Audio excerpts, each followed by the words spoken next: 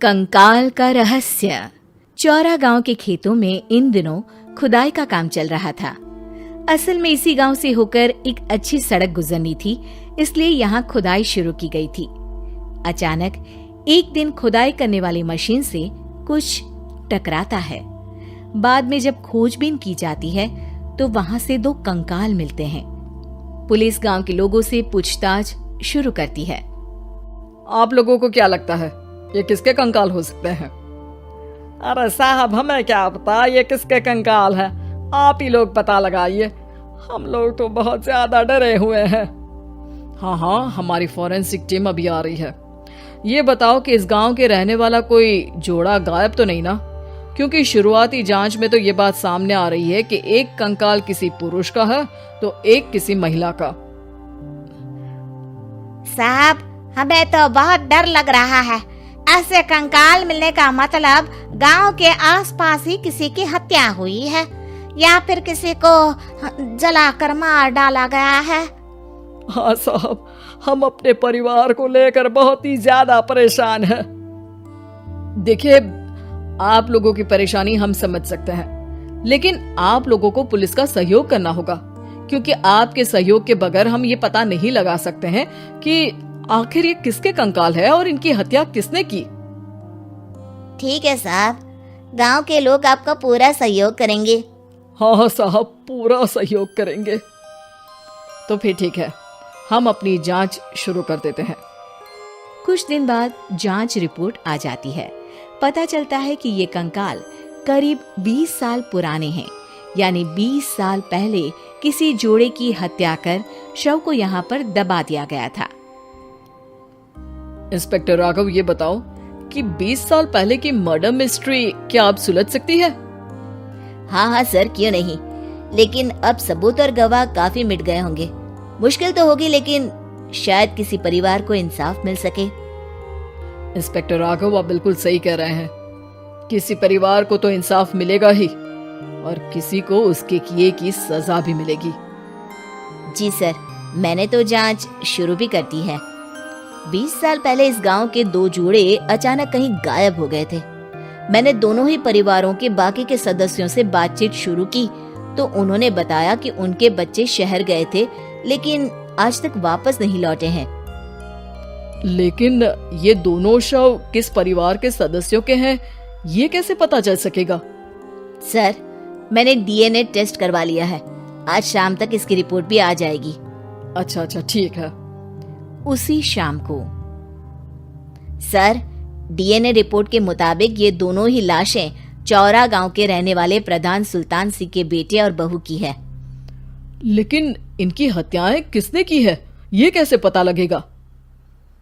इसी का तो पता लगाने की कोशिश में जुटा हूँ सर। आज सुल्तान सिंह से मिलने भी जा रहा हूँ। मेरा बेटा और बहू तो मेरे लिए सिर्फ यादों में ही रह गए थे। हमें उनकी लाशें तक नहीं मिल सकी थी। आज 20 साल बाद उनके कंकाल मिले हैं। मैं अब किसके लिए जीऊं?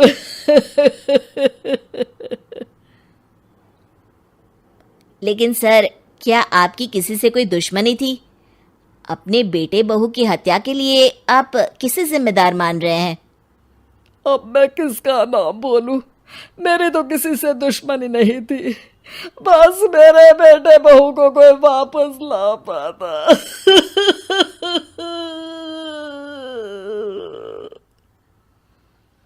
इसके बाद सुल्तान सिंह फूट फूट कर रोना शुरू कर देते हैं। सर, अब आप इनका अंतिम संस्कार करवा सकते हैं। कम से कम इनका शरीर ना सही, इनका कंकाल तो आपको मिला है। लेकिन हाँ, अगर आपको कुछ भी याद आए तो जरूर बताइएगा। मेरी तो बेटा अब उम्र हो गई है, लेकिन मेरे बेटे और बहू के हत्यारों का जरूर पता लगाइएगा, क्योंकि जब तक हत्यारे पकड़े नहीं जाएंगे मेरा मन नहीं मानेगा। सर, हमारी पूरी कोशिश रहेगी हत्यारे को पकड़ने की। लेकिन एक बात बताइए, उस वक्त आपको किस पर शक गया था? उस वक्त मेरे एक ड्राइवर को पकड़ा गया था, लेकिन सबूतों के अभाव में उसे छोड़ दिया गया था।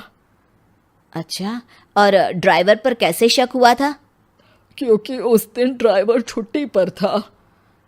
उस समय लेकिन लाश क्यों नहीं मिल सकी थी?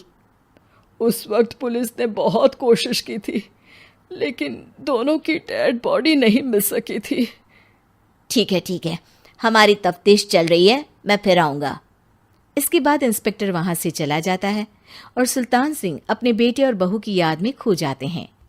कुछ दिन बाद सुल्तान सर, एक बात बताइए, जब आपके बेटे बहू की हत्या हुई थी, उसी के आसपास आपके ही गांव का रहने वाला एक और जोड़ा उसी वक्त गायब हो गया था ना? हाँ सर, अलका और अभिषेक, वो भी मेरे बच्चों जैसे ही थे। तो फिर वो कहाँ है? उनका भी आज तक पता नहीं चल सका, लेकिन बताते हैं कि कुछ साल पहले अभिषेक को गांव के ही किसी आदमी ने मुंबई में देखा था, लेकिन फिर वो गायब हो गया।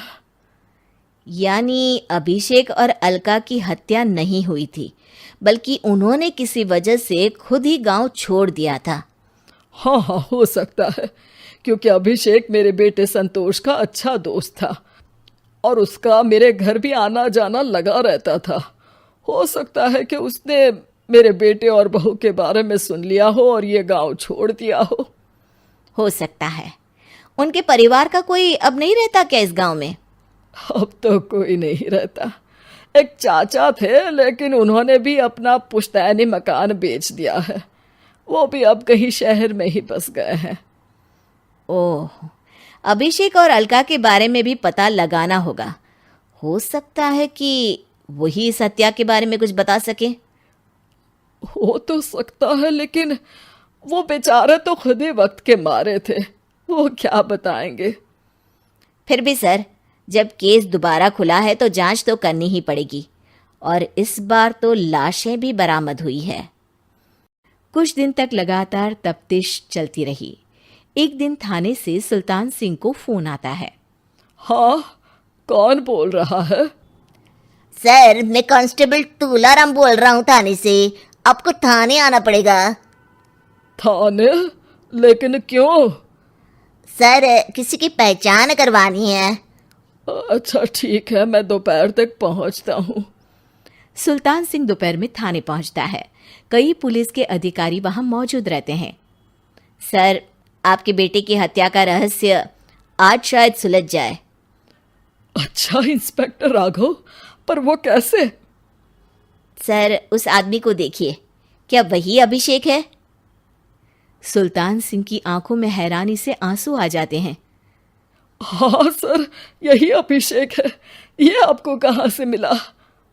सिर्फ अभिषेक ही नहीं, बल्कि इसकी पत्नी अलका भी इसके साथ है। मैडम, जरा अभिषेक की पत्नी को लाइए। जैसे ही अलका को पेश किया जाता है, सुल्तान सिंह जमीन पर गिर जाते हैं। सुल्तान सर, क्या हुआ आपको? आप अलका को देखकर गिर क्यों गए? सुल्तान सिंह सर पकड़कर बैठ जाते हैं।